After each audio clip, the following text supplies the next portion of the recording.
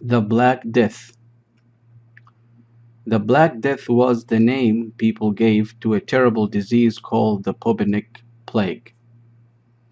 It lasted for 2 years in Europe, from 1347 to 1349.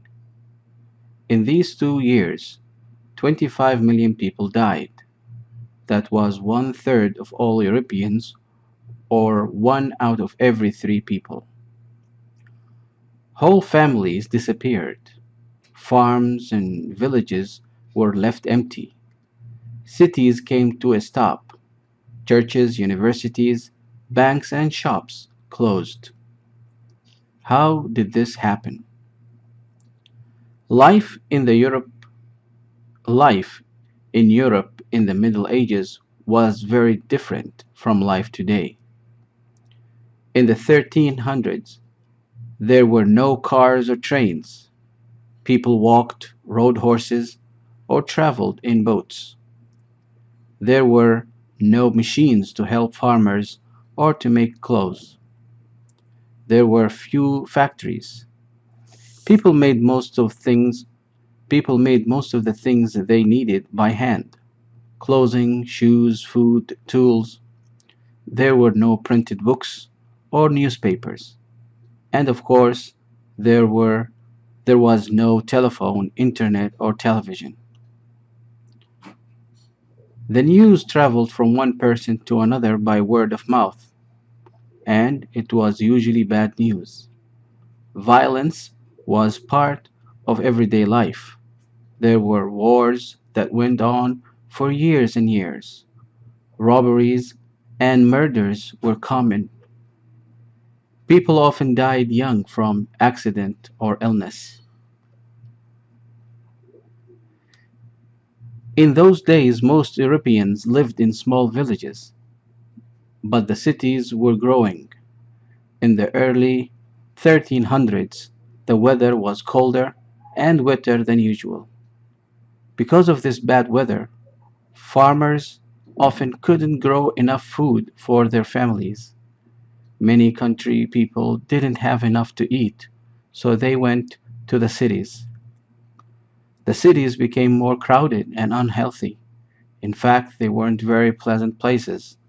The rich people had big, beautiful houses, but everyone else lived in dark, crowded little houses. No, no one, rich or poor, had running water or toilets. All the waste was thrown into the streets or rivers. This was one reason why the plague spread too easily. This was one reason why the plague spread so easily. This disease was caused by bacteria. The waste from sick people's homes was full of these bacteria. Soon the street and rivers and drinking water became very unhealthy. Many people got sick from drinking the dirty water. Others got sick from the waste in the streets and because of the rats. There were many rats, and they ran freely through the streets, in and out of houses. People then didn't understand that rats were part of the reason for the plague. The bacteria that caused the disease were carried on fleas that lived on rats. The plague started in China in the early 1300s. Today, diseases move quickly from one part of the world to another. In the Middle Ages, diseases like people traveled more slowly.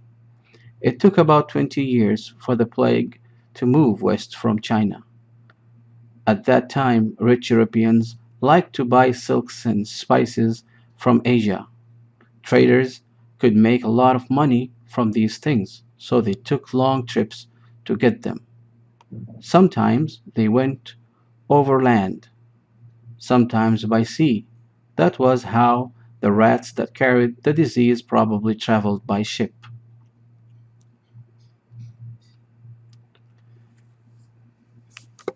By the countries around the Black Sea in Eastern Europe. In October of that year, an Italian ship stopped at the Black Sea town and picked up the disease. By the time the ship arrived, At Messina, in Sicily, Italy, many sailors were dead. A few days later, people in Messina were sick too. They sent the ship away, but it was too late. The plague had arrived in Italy. For years after that, village by village, town by town, disease spread north through Europe. By the end of the year 1349, it had spread as far as Scotland and Norway. Only one part of Europe, central Poland and Lithuania, stayed free of the disease. No one knows why. What happened when the plague arrived in a town? People got sick and died fast. Italian writer Giovanni Boccaccio wrote about the plague in Florence, Italy. How many men and women had breakfast with their families, and the same night had dinner with their ancestors in the next world? Not everyone died the same day, but most people died within 3 days, and it was a horrible death. The first signs were black lumps around the neck and other places. That's why it was called the Black Death. Then there was high fever and blood, and that was the end.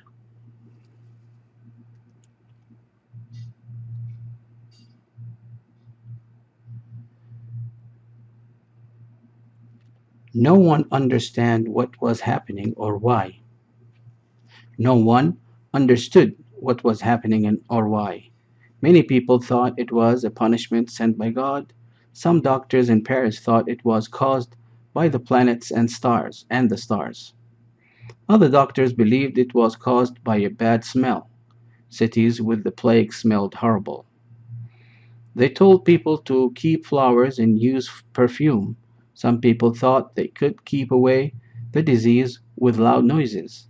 So they rang church bells and fired guns. None of these cures helped. Of course, there was no cure in those days. There was no way to help a sick person. People were terrified. Some stayed in their homes and didn't let anyone in. But the fleas and rats went in and out, and did and so did the disease. Other people ran away from the cities and into the country. The countryside was probably healthier than the city, but these people often brought the disease with them, and they helped to spread it. In some towns in Germany and France, people also got angry. They wanted to find someone to blame for the plague, so they blamed the Jews. They said the Jews had put poison in the water. Angry people, angry groups of people went to the Jewish neighborhoods. They set fire to house and killed whole families. In Starburg in 1349, 200 Jews were burned to death. In those years, many Jews moved to east to Poland and Lithuania. The disease died down in 1349, disappeared completely. Times in Europe, though it never again spread so far so fast. The last outbreak, the last big outbreak, was the Great Plague of London in 1665, when about 100,000 people died. After that, there were smaller outbreaks in Marseilles, Vienna, Moscow, and other cities until the early 18th century.